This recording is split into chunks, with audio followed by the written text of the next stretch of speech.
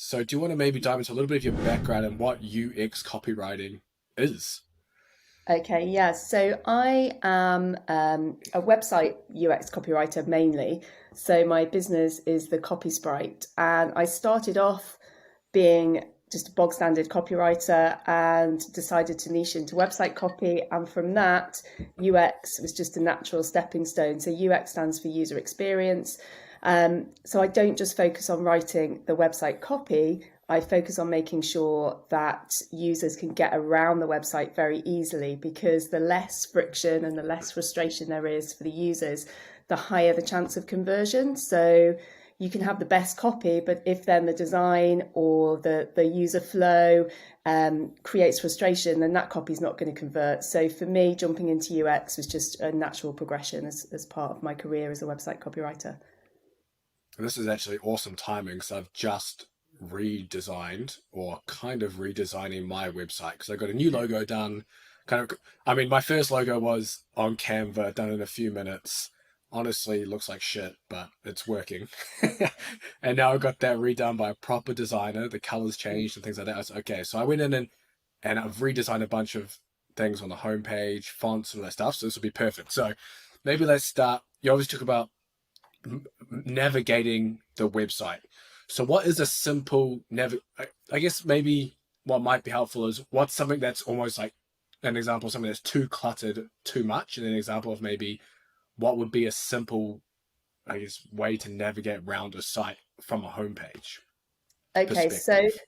Um, what we're used to when we look at a website is the navigation bar across the top on a desktop website. It's the navigation bar that's across the top, and we can click on that. So we all kind of know that if you click on the logo, it will take you back to the homepage. Or Mm. you've got, your main navigation across the top, maybe about the services if it's service based, or the categorizations if it's an e-commerce store.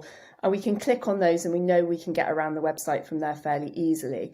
Um, Occasionally, though, when I've worked with web designers in the past, particularly with the advent of things like Squarespace, which makes it very easy if you don't know how to code or you don't know the technicalities of website Mm. design, you can use a template like Squarespace, and they've got all these fancy designs. And sometimes the navigation is like what we call a hamburger, which is the three little lines. So you get Yeah. that on mobile quite a lot, because it optimizes to mobile as a hamburger. But on a desktop site, that can almost throw your user, because they're not expecting it. They're expecting to see what Mm. goes across the top. And there is a law, it's called Jacob's Law, which huge UX company Nielsen and Norman came up with. And that says when a user arrives at your website, they are looking for what they look for on every other website that they go to. So if you stray away from that, it just throws them a little bit and makes it a bit more difficult to get around your website. So simple navigation would be the navigation bar across the top. Think about your categorization. So how are you if it's a large website, how are you categorizing your pages? Does that make sense to the user? And then plenty of links within your website so they can get from page to page very easily. Is there a limit? Is there, or can you have too many things in your menu bar? Yes, you can. And also, I sometimes see navigation bars where the the title is too long. So Mm. a good practice is to have the same number of words. So you might have home, about, services, blog, contact. So that's single worded Yeah. phrases across the top of the nav bar. I've seen some where they've got like five or six words and it goes across the top, and you can't tell whether that's one thing to click on or two things to click on.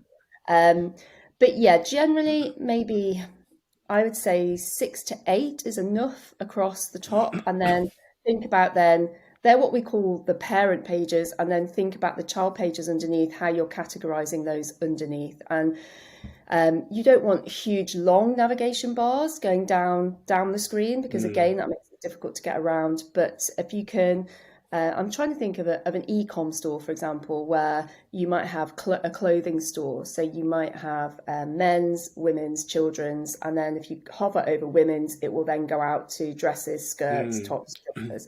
That's a nice, easy way to get around a website as opposed to having it all going down one.